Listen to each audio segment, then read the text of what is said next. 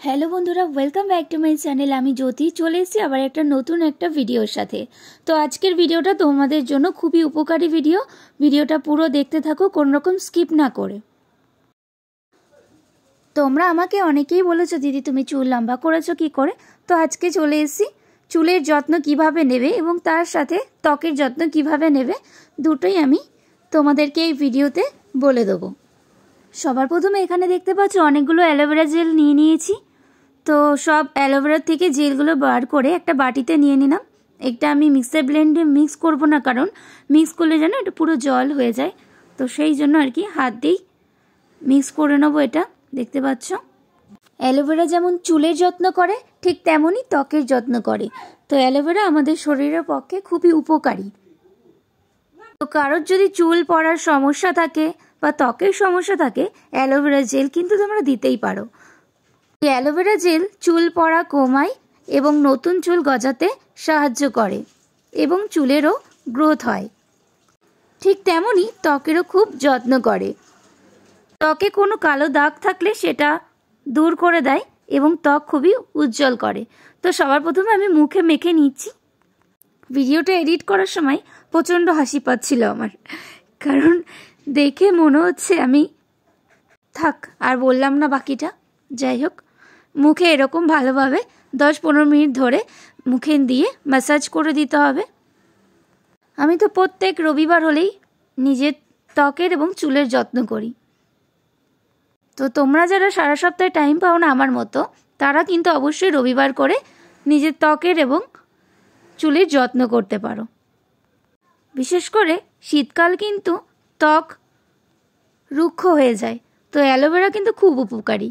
তো মুখে দেওয়ার পর 10 মিনিট রেখে দিলাম এবং তারপর চুলে আস্তে আস্তে দিয়ে দিচ্ছি। লম্বা চুল তো দিতে হেভি সমস্যা হচ্ছিল, তো যাই হোক আস্তে আস্তে করে চুলে তাহলে ম্যাসাজ করে দিতে হবে পুরো জেলটা। আমি এখানে শুধু অ্যালোভেরা জেলই নিয়েছি, আর এই অ্যালোভেরা জেল কিন্তু চুল খুবই সিল্কি করে। তোমরা চাইলে চুল এমনিও ধুয়ে দিতে পারো, আর যদি চাও শ্যাম্পুও করে নিতে পারো। যেহেতু আমার পরের দিন বেরোনোর থাকে, তো সেই জন্য আর কি আমি চুলে অ্যালোভেরা দিয়ে 10-15 মিনিট রাখার পরে শ্যাম্পু করে নিই। চুলে অ্যালোভেরা দিয়ে শুধু জল দিয়ে ধুয়ে নেওয়াই ভালো হয়, এবং কিনা রাতে যেই তেল তোমরা চুলে দাও সেই তেল দিয়ে পরের দিন শ্যাম্পু করে নিতে পারো। চুলে দিতে দিতে হাঁপিয়ে গেলাম, তো কেউ দিয়ে দিলে সব থেকে ভালো হয়। তো যাই হোক, নিজেকেই দিয়ে দিতে হচ্ছে।